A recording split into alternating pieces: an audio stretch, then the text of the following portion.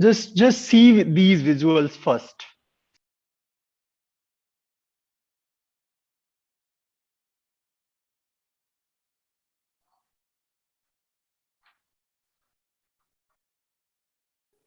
Lost you, sir.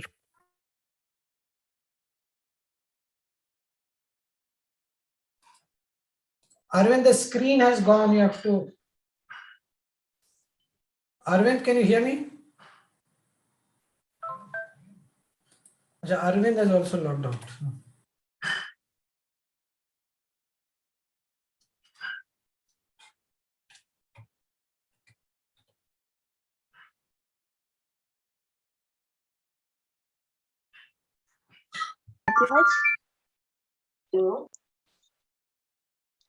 क्या हो गया क्या तू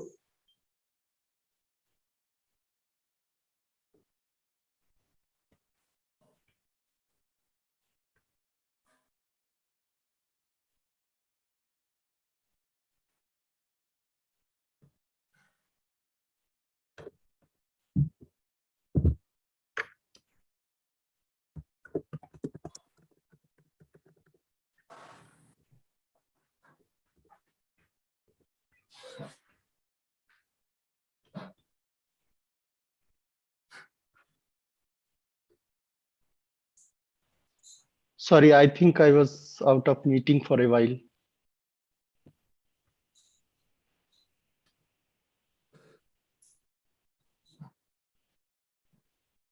Is it visible? It is. Yeah. I would like all of you to just look carefully and observe what is happening in these slides. So,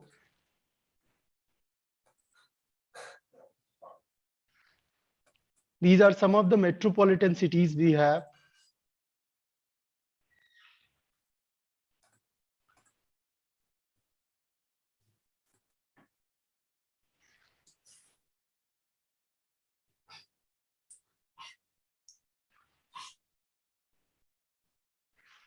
Now, before I start my lecture, I would like to ask all of you what you have observed. Sir, it was increasing urbanization. Okay. Someone else? increasing population Increasing? Population density. Okay. Density of population. Everyone. Most of the metropolitan cities are coastally situated. Okay. But Delhi also I have shown. Someone else? Sir, is it urban diaspora? No, no. So let me just begin with this these slides.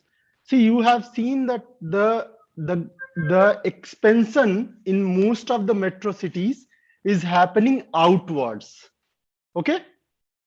But if you must have realized that if you visit these peripheral areas, have you seen the characteristics which you have seen in the core part of the city? Is it the same characteristics, same kind of structure of the buildings or maybe infrastructure or any other amenities, even the characteristics of the population, the working, the employment characteristics? So my question is first question is that how we make this boundary of rural and urban? What make these things, these settlements so distinct that we call certain settlement rural, certain settlement urban? What are the criteria which we use? Sir, is it economy? Yeah, true. Economy is one of the criteria. Sir, infrastructure rural- like presence of large kacha or pakka roads. Okay, infrastructure. And I guess housing population. arrangements. Yeah, Geographical location. The per capita income of people. population is very important. I mean, where the population exceeds more than 10 lakh, it becomes the urban area. And Okay. of course, the Child kind of job opportunity. Accessibility to certain kind of services. Yeah.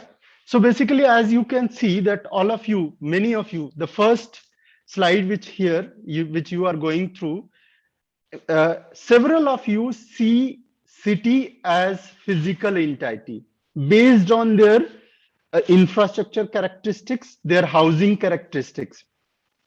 Some of you see cities as functional entity. That means the economic aspects of the cities. And some of you have just left the social aspects, but social aspects is also very important. And lastly, some of you have also highlighted that these are the place of technological innovations. So all these are true, but in spite of these things, we cannot reach to any common conclusion to define, basically in social science, how to define the city, or how to develop certain criteria to classify certain settlement as city or urban area.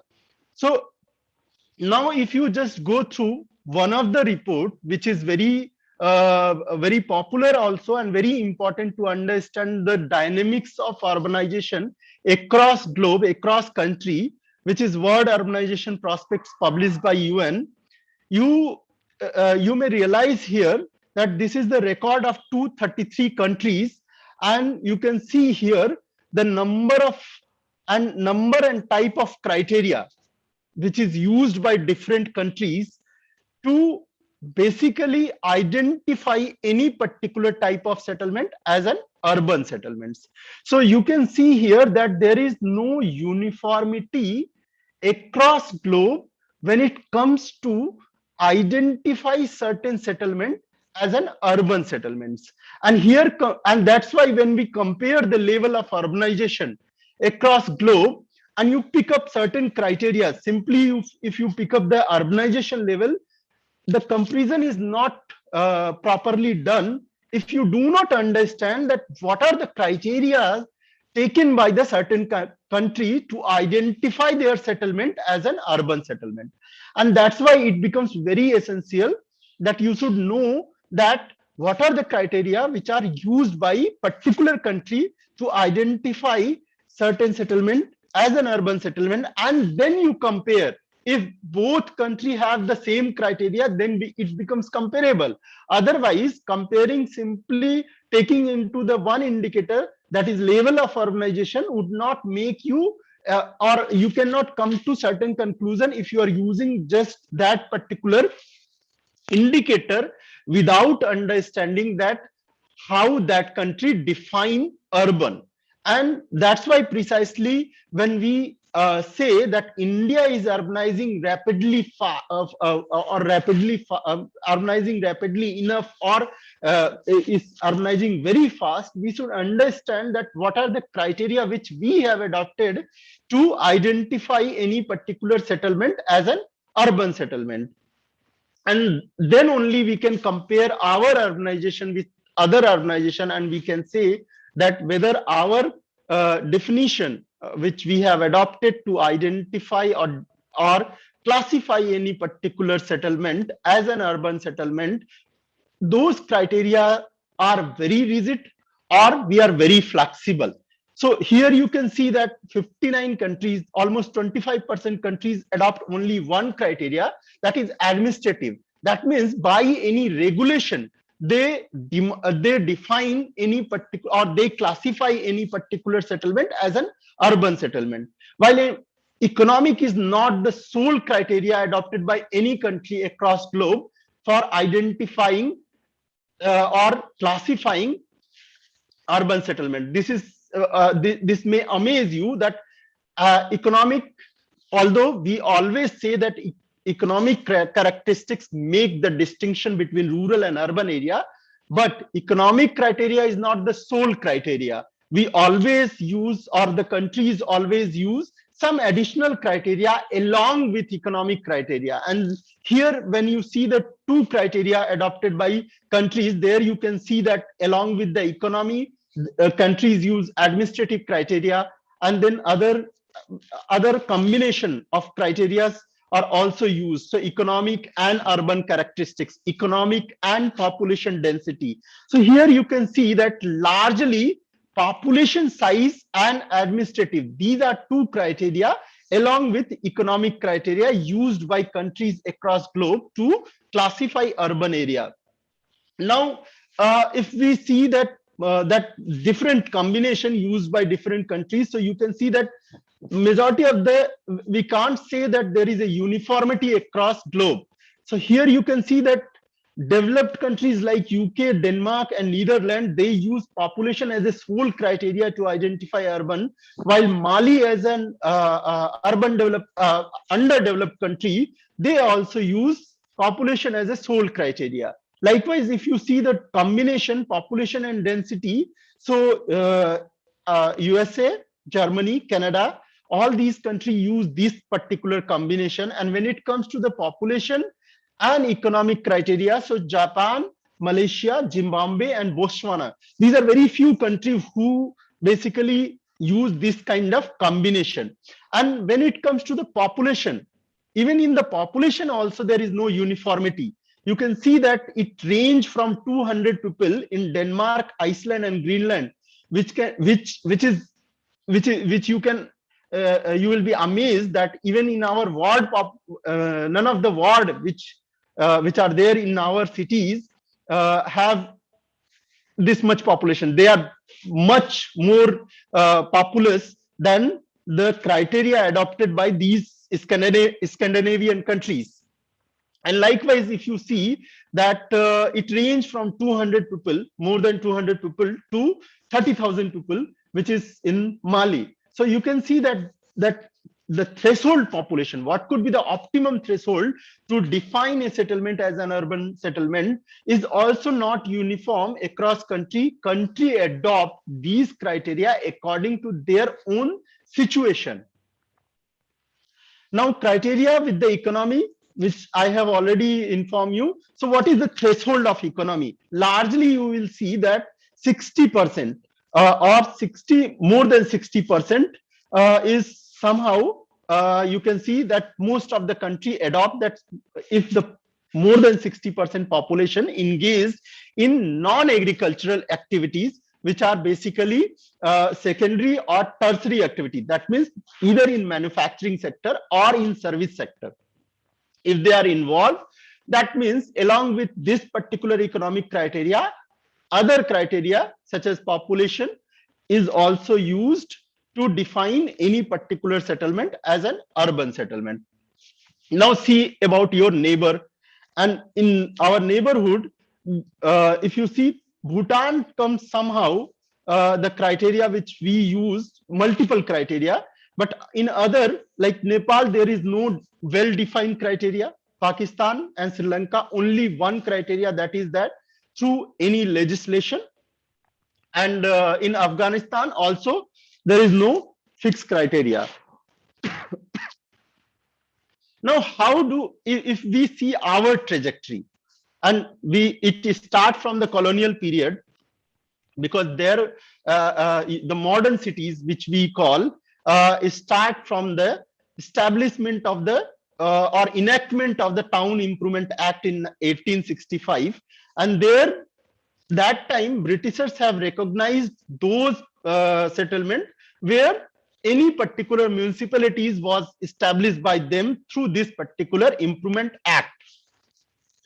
Thereafter, and basically thereafter, once the first census was conducted in 1881, although they have considered certain criteria, which is obviously one of the criteria was population, which is not less than 5,000. But then thereafter, other attributes which they have considered were very arbitrary, and decisions were taken by the local census official.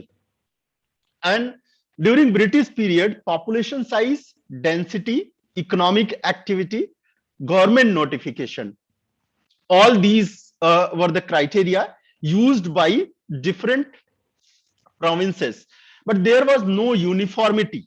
In British period, there was no uniformity. And any settlement was classified urban based on these three criteria. First, urban local bodies, So whatever municipality they have established through the legislation. Then civil line, where the Britishers or British officials lived, and then all cantonment, where their army lived. So generally, it was the discretion of the census superintendent that which particular area they can allot or allocate or identify at city as cities or not. But when and this arbitrariness was also there in our first census. But then in 1961, in second census, Ashok Mitra becomes the census commissioner. And he was census commissioner in 1951 in West Bengal, and he adopted this criteria to identify cities in West Bengal, that time Bengal province, where he has adopted a more formalized criteria. So what was that? So he has adopted the same definition which he had in West Bengal across India, and that's when we have adopted as this particular uniform criteria to identify urban. So in this particular census, we have adopted two criteria. One, any settlement was identified and classified as an urban if it has municipal corporation, municipal board, cantonment board, notified areas, and all locality, though not in themselves local bodies, but forming part of a city or town agglomeration. Along with that, which is known as statutory town, the Registrar General of India also have identified certain villages which qualified, which satisfy three criteria, which was laid down by Census Commissioner: a minimum population of 5,000 person, at least 75% of working population engaged in non-agricultural pursuit, and a density of population at least 400 person per square kilometer. Now remember, these are rural areas governed by rural panchayat, but after identification done by the Registrar General of India, these rural villages becomes census town and their population is counted in urban population. So you can later I would pose this question: do you think that this counting